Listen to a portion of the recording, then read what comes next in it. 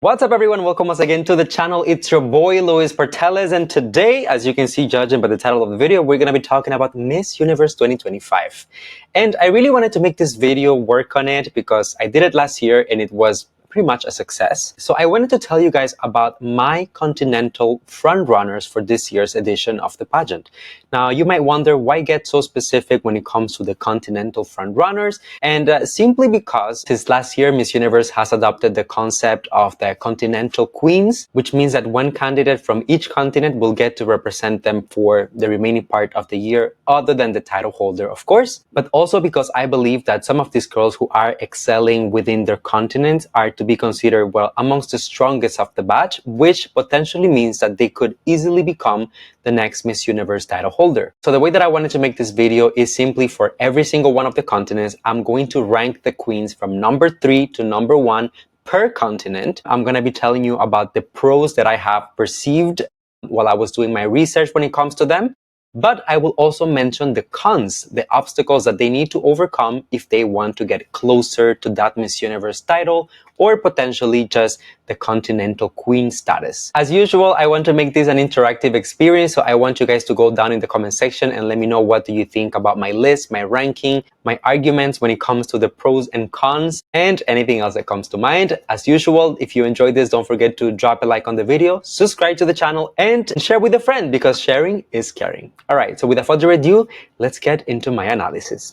The first continent that I want to talk about today is no other than Europe, and the first queen that I would like to highlight is Miss Universe Croatia. So Croatia has become obviously one of the total performers of the edition. The girl has a lot of presence, she has a great walk on stage, and she has a very commercial look. This is something that I have noticed about her when it comes to some of the latest appearances that they have had. I've been hearing about her when it comes to the hype and just the way that fans have been talking about her for quite some time, but if I'm being quite frank, it took me a couple of events to really be sold when it comes to her aura and what she has to deliver on stage. There's a lot of strength, a lot of power when she walks and the way that she presents herself on stage, her movements, but she knows how to keep it classy, so that is very important. Let's not forget this is Miss Universe. So I think that she is one of the most balanced delegates when it comes to at least the European region in this year. A stunning face, incredible body, great posture, everything is pretty much on point. Those are the pros that I have perceived for her so far. Now, if we're going to talk about the cons, there's actually a couple of areas that I think that she could improve if she wants to leave a long-lasting impression in the batch, and that is connection, okay?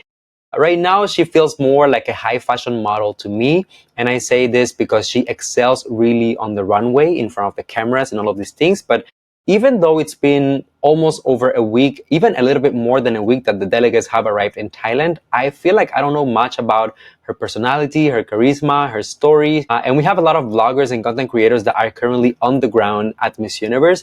And even with all of the interactions, I still feel like I cannot grasp her personality, and that will definitely be a problem if she's aiming to be a title holder, because you need to connect with people, you need to tell your story, you need to inspire others, so connection is going to be very important. Show us a little bit of vulnerability, sense of humor, something that harmonizes with the audience. So I feel like if she's able to do that, that will put her one step closer to the crown, or at least a continental title. Second on my list for Europe, we have Miss Universe Netherlands. When it comes to the pros of Miss Universe Netherlands, we can say that Netherlands is definitely ready for the competition, okay? She's one of those contestants that you can clearly tell that has been planning her journey for months, if not years, because everything is so polished, so planned. Every single photo, every single outfit, every single piece of content that she has posted on social media, everything looks curated and intentional, which I think is super important for delegates when they're trying to roll out their strategy for Miss Universe. She's very well trained, her branding is very consistent, and her communication skills are also very solid. So far to me, she is giving the type of energy that Miss Universe as an organization usually tends to reward, which is of course to be articulate, elegant, and always prepared. Let's not forget, you have to approach this as if it was a job, because you are applying to be technically their brand ambassador for the next year. However, that's all really nice, and of course there's a lot of redeemable things about Miss Universe Netherlands, but there are a couple of cons that she will have to overcome if she really wants the job of a Miss Universe. Universe. Her main challenge to me is standing in a very crowded continent, okay? Europe has a lot of girls this year who are strong, polished, who are hungry for the title of Miss Universe, and even considering that the reigning Miss Universe is also European, this means that things could easily get a little bit tricky for her. To break the pattern, she will need to offer something unique, something that will set her aside from everyone else, maybe a strong advocacy, a creative project, or a moment that goes viral, something to capture people's attention. I don't know. Although I don't think that Miss Universe goes so much with the virality. So far, I see her definitely obtaining a placement, but I think that in order to go beyond that, she will have to find that little special spark that will make her an undeniable candidate to keep an eye on. All right? And my number one pick from Europe, meaning the one that I see as the strongest delegate from the European region as of today, is no other than Miss Universe Malta. As of right now, I really perceive Malta as being one of those silent killers, silent assassins this year.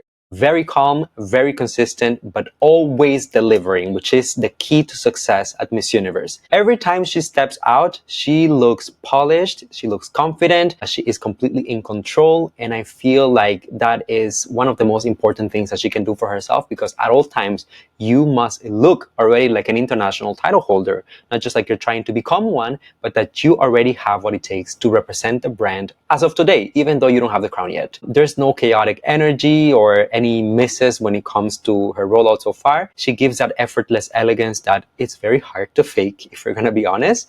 I also really like the fact that she has a lot of commercial appeal. When I look at her face, she could easily be used for international campaign, with different brands such as, I don't know, for example, like L'Oreal, Estee Lauder, or even if you think like homegrown brands such as the Miss Universe makeup line or skincare line. I think that she will be a great representative when it comes to those. If we will talk about the cons, the obstacles that she needs to face in order to make it, the challenge for her is going to be exposure. Outside of the pageant fans, I feel like not too many people know so much when it comes to Malta. And even in the pageant world, I feel like Malta is not really perceived as one of those countries that consistently sends like really strong delegates that capture the attention or the hearts of people from all over the world. To me, this means that she will have to rely heavily on her charisma and her personality, and the fact that she needs to continue putting out excellent performances to keep the attention every single time. She won't have it as easy as some of the other pageant powerhouses and sash factor countries that even if sometimes their delegates are not necessarily excelling,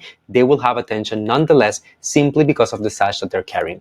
Malta will have to fight for her spot, and so far she has been doing a great job, so all I can say is keep up the momentum, girl. You're doing great, but don't let down your guard, please. Anyways, hi guys, Luis from the future here, just editing the video, and I realized that I didn't include Miss Portugal for the European region, which is crazy because I think she is most definitely a front runner. I will put her just, you know, in the same rank as Miss Malta. I think that they're both doing incredible, and I think that it's one of them, you know, for the Continental title or perhaps even for the crown. So only time will tell. I think that the pros and cons apply to both of them. So I don't want to be redundant and repeat it again, but I just wanted to acknowledge Miss Portugal needs to be here. Okay, let's continue. Anyways, let us move on to the next continent, and that is, of course, the Americas. Now, at number 3 on my Americas list, I want to talk about Miss Universe Ecuador. Ecuador has been preparing for this moment, like going to Miss Universe and representing her country for the longest time. She is a girl with pageant experience, and I feel like most of us were introduced to her when she competed a couple of years ago at Miss USA. Although things didn't go as planned back in the day, she didn't give up and she competed last year at Miss Universe Ecuador. She had to make another comeback where she competed once again, and finally she managed to obtain the national title. Because of this, through the ups and downs, I feel like Nadia knows precisely how to present herself. She knows her brand, she knows her story, and she really, really owns it. Actually, I think that's one of her strong suits, the fact that she has such an interesting background and that she has been able to build her own path even when there have been setbacks on the road. To me, that gives her a very compelling background of persistence and evolution. So definitely she's doing great on that end. Of course, she's delivering when it comes to the looks. Her styling is very consistent. She's handling the fan expectations like a pro because, let's be honest, she was one of the fan favorites going into this entire thing, so she needs to keep the momentum. And I feel like her personality is very relatable, very inspiring, very aspirational at the same time. So on those ends, she's definitely doing great. Now, the challenges. Let's talk about the cons that she needs to face. And that is, well, first of all, the pressure. The pressure is massive because she's been hyped since day one. So of course, it's not just about proving that she is worthy of all of the attention and the love that she's receiving, but people also expect perfection. And perfection is unattainable. And 3 weeks in Thailand is a very long time for you to be able to keep that momentum. There's also conversation about her, like whether or not she's deserving of the title to represent Ecuador because she initially was competing in the US. So there's, like the whole identity conversation. But I feel like so far Nadia has managed that entire thing very, very good. And she has proved herself worthy of the title and the sash that she is carrying with her. Also, let's face it, Latin America is stacked this year when it comes to strong delegates, really, really strong performers. So there are other queens on this batch that are raising in the competition, and I'm going to be talking about some of them up next. They're gaining some serious traction. So I feel like it will be important for Nadia to keep reinventing herself, reinventing her strategy to always stay at the top consistently until finals. Does that make sense? Well, you let me know. Number 2, when it comes to Americas, I want to talk about Costa Rica. Miss Universe Costa Rica is hands down one of the most beautiful women competing in this year's edition of Miss Universe. I mean, I'm going to tell you guys, like, I feel like maybe for my first leaderboard, I kind of overlooked her, but ever since, especially since she arrived in Thailand and I've been able to see her side by side with other delegates, she is just undeniable. Her type of beauty is commercial, she's graceful, she has the warmth that draws people in instantly, and I think that's very important because there's a certain sweetness to her personality that I think honestly sets her aside from everyone else. She doesn't feel intimidating, and to me, that's what really makes her so likable. It's like her superpower. Of course, she is also a very solid performer and she knows how to balance the glamour with the charm. Again, we cannot do too much on either end. You have to find the right balance, and I feel like she found the sweet spot. And because of this, I feel like she will surprise a lot of people, right? She gives me the vibe of someone who could easily walk away with one of those Continental titles and even the Miss Universe crown. And to be quite honest, I feel like she hasn't picked in the competition just yet. So those are some of the pros that she has going on when it comes to her Miss Universe rollout so far. Now, when it comes to the cons, because we're doing this for everyone, the only challenge that Costa Rica is currently facing is sustaining the visibility, right? I think that she's very consistent. She's not the loudest online by any means, which sometimes hurts when it comes to Miss Universe. Let's not hide the sun with a finger. Algorithms do favor engagement, but in fairness, I feel like although Costa Rica doesn't have the biggest population or the biggest pageant fan base, her fans have been very good and very loud on social media, showing support for her. So although she doesn't have the biggest following and the biggest fan base, I feel like the people who actually are rooting for her are doing the most that they can in order to showcase that, this girl has people behind her that are willing to fight. So all I can say is keep it up. You're on the right path. You're on the right path. I don't think that she's doing anything wrong by herself. So if anything, the biggest con is the social media presence, which I think it's not that big of a deal. So perhaps within this entire list, I think that she is one of the girls who is doing the best. Currently at number 1 on my list when it comes to the Americas, I have Miss Universe Chile. And I'll be honest with you guys, I feel like this position is solid, but it's also not definitive, okay? Some other girls might be able to come in and take her spot, but let's talk about it. Let's start with the positive. Let's talk about the pros. Chile is one of the most talked about delegates in this year's edition. That is no secret to anyone in this entire pageant. She's a fan favorite supreme, whatever you want to call her. She has over 1 million followers on social media, strong engagement, and she definitely knows how to create buzz. All of those things I feel like are helping her when it comes to her rollout at Miss Universe. So far, so good. She's a definition of the modern Miss Universe in terms of, she's fashionable, she's digital savvy, she is highly marketable. Of course, when it comes to the looks and the type of beauty, I feel like she is a universal beauty. Like, it doesn't matter by which metrics you're looking at her, she is definitely a standout. One thing that has been impressive to me is the way that she's been so consistent with her branding since day one. She knows her angles, her styling, she knows what works for her. And she's definitely been using that to her advantage. She could easily bring massive online traffic and attention to the Miss Universe brand, which at the end of the day is going to be a big deal for the organization, that's for sure. Now, a couple of cons when it comes to Miss Chile, and this is what I feel is playing against her. that visibility comes with scrutiny. Just a few moments ago, I was telling you how much visibility she has, over 1 million followers.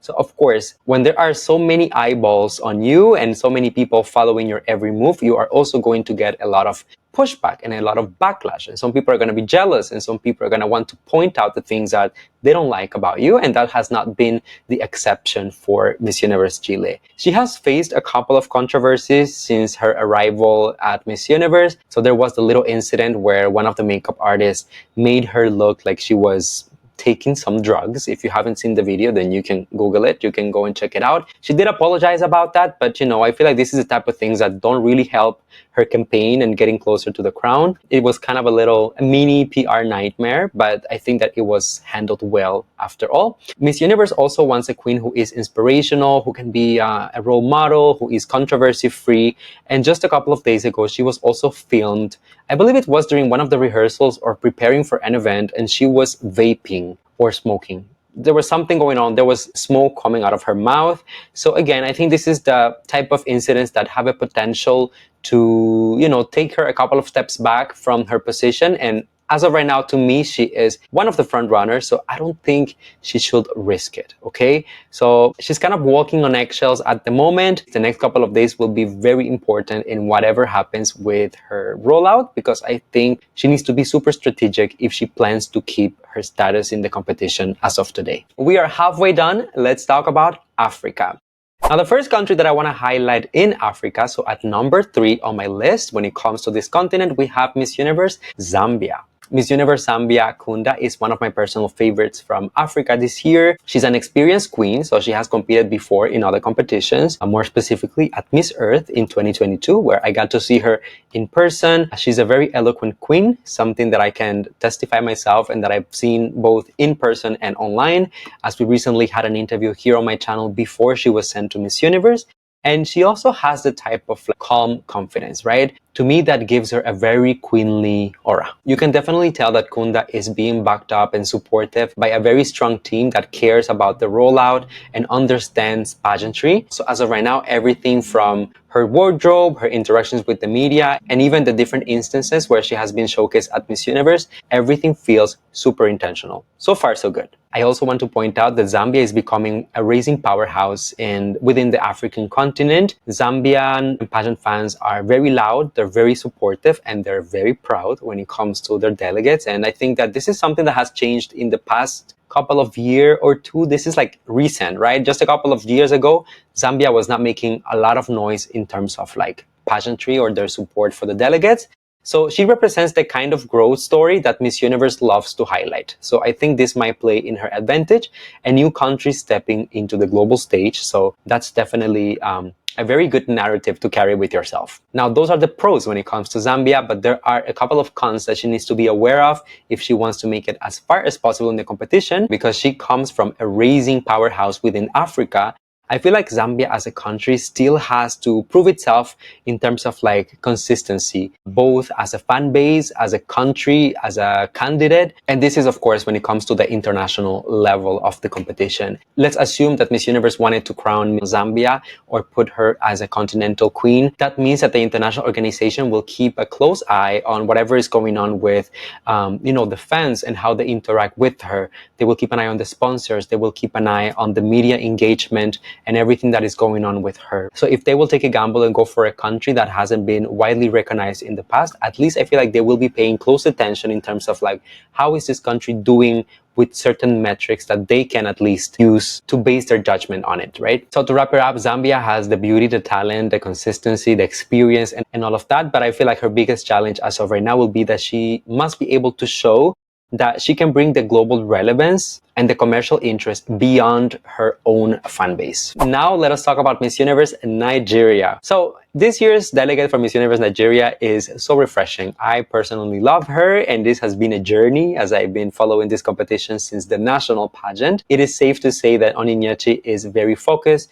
she's consistent, she has improved exponentially. Every single aspect of her preparation, there has been so much growth. Her looks are giving, her presence really stands out, and she's been a fast learner in this entire process. I mean, she did have a couple of weeks to prepare for Miss Universe, but she didn't have all that time, like a couple of delegates who have had like over a year to prepare for the competition. I also want to highlight that in terms of the pros, the Nigerian fan base has been incredibly supportive too, and that energy has definitely kept her relevant online. When it comes to the competition, she's one of those delegates from Africa that always gets the visibility. One of my concerns so far is that Onyinyechi is competing to kind of match or potentially exceed what Chidi managed to accomplish last year at Miss Universe, ending as a first runner-up and a Continental Queen is no easy feat. That was the highest placement in history for Nigeria at Miss Universe. So of course, the stakes are very, very high when it comes to Onyinyechi and what she's trying to accomplish this year. And also because of what happened between Chichi, the national organization back home in Nigeria, and how those dynamics might have affected the relationship with the international organization at Miss Universe. We don't know what the dynamics are at the moment between Miss Universe and Miss Universe Nigeria. We also don't know what type of support she is getting from the national organization as she is competing as of right now. As I mentioned, she's doing great so far, but we don't know if she's doing it all by herself or if she's actually receiving support from back home and the organizer. So those are things to keep in mind. Usually, if the relationships are not so cordial or not so great between the candidate and the national organization, that might take a hit when it comes to the placements at the international pageant. So let's wait and see. Only time will tell. But definitely Onyinyechi has all of the ingredients when it comes to the strategy for Miss Universe. But yes, the structure and the guidance will be very important when it comes to determine how this entire thing will go for her. So best of luck. My strongest delegate for Africa is no other than Olivia Yasse, Miss Universe Cote d'Ivoire. Is this even a surprise to anyone? Honestly, Olivia is a powerhouse by herself. She is a pageant veteran. She's a professional. She has already a career outside of pageantry. So I feel like she has proved herself in different arenas and has always come across as a very successful woman in whatever she decides to put her mind to. She's incredibly commercial. She is polished. Exactly the kind of woman that you can picture representing an organization such as Miss Universe, right? So the brand ambassadorship, the power, the inspiration, and all of those things are definitely there. She has a very magnetic personality, international connections, and a clear sense of purpose. So those are things that I also believe will play in her advantage, as this is a woman that not only looks the part and acts the part, but I also believe that her background and her connections could also be very interesting for Miss Universe as an organization. Could be like a win-win type of situation in terms of having her as a brand ambassador, spokesperson, potential title holder, of course. Miss Universe is definitely looking for a woman that will be able to bring the beauty, the intelligence, and the influence. And that is something that Olivia most definitely delivers. Now, just like anyone else, there are a couple of cons that Olivia needs to be mindful of. And the first one would be the challenge of sustaining the momentum, okay? And what I mean by this is that from the moment that arrived in Thailand, arguably even before her arrival in Thailand, this girl was already peaking in the competition. She was everyone's favorite. If she was not top 2, she was top 1, predicted to be a winner. So she's been on since the very beginning, right? And if we're being honest, keeping that level of attention, that level of relevance, that level of social presence and online presence is very challenging because, hello, burnout is real and nobody can be on 24/7. And she's been doing it for weeks, months at this point. So I can only imagine the fatigue that Olivia must be going through, but I do believe that her motivation to win the title keeps her going. So I'm not yet worried about that. I also think that she needs to be strategic and the way that she will translate her personal branding into business for Miss Universe, because as of right now, I don't know, but I have the impression that Miss Universe strikes me as the kind of organization that is very return of investment driven. So as I said, she has the connections, she has the partnerships. Miss Universe must see value in those things for them to want to give her a title. And last but not least, it is no secret to anyone that African queens are always held to a higher standard. Sometimes they need to work 10 times harder just to get the same level of recognition of someone who is just doing an average job. So that is also an unfortunate reality. But you know what? Olivia really, really strikes me as a fighter.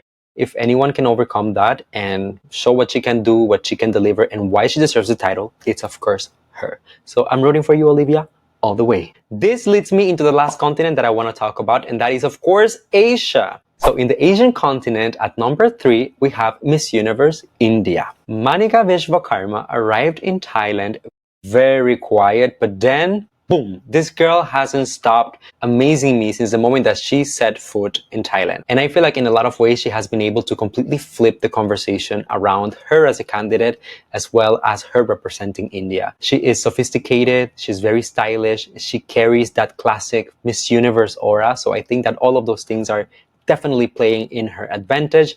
She's very eloquent, she's intelligent, and she moves like someone who knows exactly what she's doing. So although she has not competed internationally yet, I feel like she comes across as so in control, so collected, that she just inspires respect. You look at her and you want to follow her. I mentioned this before, but I personally really appreciate the balanced mix of traditional and modern that she's bringing to the table through her looks, through her performance. And to me, that makes her very relevant when it comes to the Miss Universe audience. Now, let's talk about the cons, okay? Because there are a couple. The main challenge for India is going to be the timing. This is no news to anyone. We've talked about her. We had an Indian winner not too long ago, right? We had Harnas a couple of years ago, and we still have to see if the organization might want to go for another Indian delegate, for another Indian title holder as soon as of this year. Yes, that was also a completely different organization, so we cannot completely disregard the option that they might want to crown a girl like Manika. But then there is also the entire speculation of the internal politics because of Nawad and what happened with Miss Grand International, Rachel, and all of those things. Personally, I feel like Manika shouldn't be held accountable for those things. She's not responsible. She was not even involved. So I don't see why she should be penalized by that. But again, internal politics are internal politics, so I don't know how they will handle the entire thing. I want to point out that Manika has branded herself almost as an IMG queen, which is not a bad thing. Queens are my favorite ever Miss Universe title holders.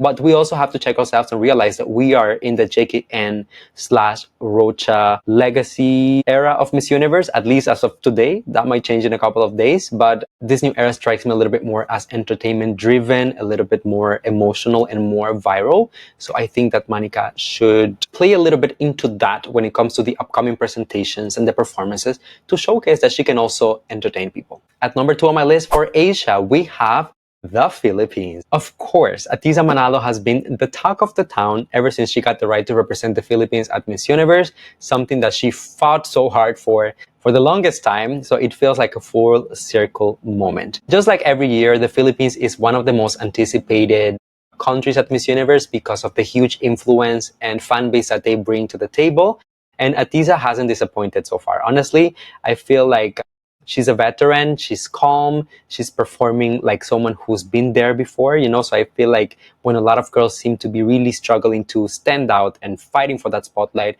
Atiza is a little bit more laid back, more relaxed, and seems to be enjoying the competition a bit more, which so far doesn't seem to be playing against her favor, right? Her styling, which many people were worried about in the first couple of days of Miss Universe leading to the international pageant, she has redeemed herself completely. Every single look for every single day so far since she arrived in Thailand has been a home run. So I have no complaints when it comes to that. And on top of that, Atiza is extremely commercial. She brings the audience engagement, and that was showcased by the initial challenge that they had for the dinner, where she brought over 1 million likes on her photo in over like 4 hours. She has the star quality, and she can also pull in money through the sponsors. I believe Miss Universe is looking someone that will have the influence and also the clout when it comes to bringing business to the organization, and Atiza definitely has both things. I mean, after all, some of the sponsors of Miss Universe this year are Filipino companies such as Bench, which is sponsoring the whole swimsuit round. And then we also have Playtime that, yes, there's a controversy around that, but there were or still are a sponsor nonetheless. When it comes to the obstacles that Atiza has to overcome, the cons in the competition, I have to say that as of right now, there might be a little bit of an oversaturation of Filipina winners across the international pageant scene, especially considering that this year Miss Universe is organized by MGI and that MGI just crowned 2 Filipinas back to back. Miss Universe could potentially be looking to diversify the winners. So that's something that we need to face, that we need to be aware of, and that it doesn't matter how much Atiza tries to market herself as a worthy delegate for the title. If Miss Universe is not on the same page, then it's simply not going to happen. We also have to acknowledge that although Atiza has a lot of international and national support, she also has a fair number of detractors. People who don't see it in her, who don't like her vibe, who don't like her type of beauty, who, just have something negative to say. So of course, when you become a polarizing figure, every single one of your steps is dissected by the audience, whether those who love you or those who dislike you. And because of that, I feel like every single presentation going forward, especially as we get into the big events, you know, like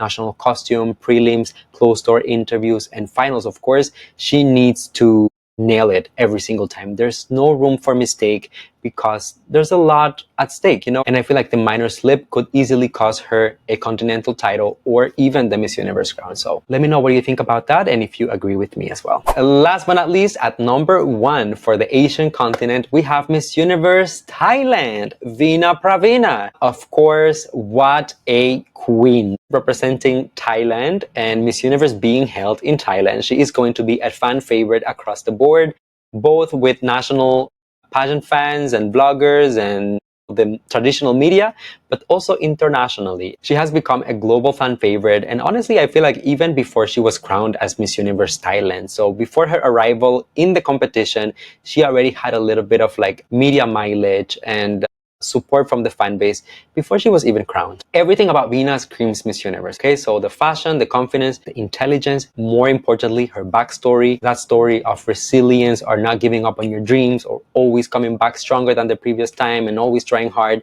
I feel like that's something that gives her a mix of strength and vulnerability that connects deeply with the people, and that I'm sure that the Miss Universe organization is also very aware of. She's the kind of delegate that feels destined to the crown. I mean, we've all seen the ups and downs and the disappointments and the setbacks, and then how she stands up every single time. And because of that, Thailand has invested so much in pageantry these past few years, and we can all agree that they take pride when it comes to their beauty queens. Because of that, Veena is really trying her best to get that crown for Thailand, which they have been trying to win for so long, every single year sending very strong delegates to Miss Universe, and of course this year is no exception. Now I will say that Veena is facing one major challenge, and that is her national director, and I talked about this on a specific video on the channel, so there's a standalone video here if you want to go and hear more in detail my opinion when it comes to it. But I feel like because the relationship between Nawat, MGI, and Miss Universe organization with Raul has gone sour, that might affect Veena's chances of winning the title, simply because by association, I mean, she is contractually attached to Nawad as the title holder for Miss Universe Thailand, but then if she wins, she's also attached contractually to Miss Universe and Raul. She's in the middle of two parties who are feuding at the moment. I don't feel like Veena should be penalized for this because, of course, she has no control over what Nawat says and how he handles himself, and she has no control over how Raul feels and reacts to whatever is going on. But the reality is that we need to face the fact that there is conflict at the moment, and she is stuck in between. Other than that, to be honest, I don't see any cons when it comes to Veena. She has it all to excel, and I feel like if anyone is the one to beat, not just in Asia, but in most continents, is Veena Pravina from Thailand. So there you go, everyone. Let me know down below if you agree with my list, the ranking of the delegates per continent. Like top 3 for each continent, pros and cons for each one. Feel free to let me know if there are other delegates that I should consider, or if there are more pros or cons that you would like to add to the list. Let me know in the comment section down below. And if you enjoyed this, don't forget to drop a like on the video, subscribe to the channel for more content on a daily basis, and yeah, stay tuned for more. I'll see you on the next one. And if you want more content, you can find it right here. Okay.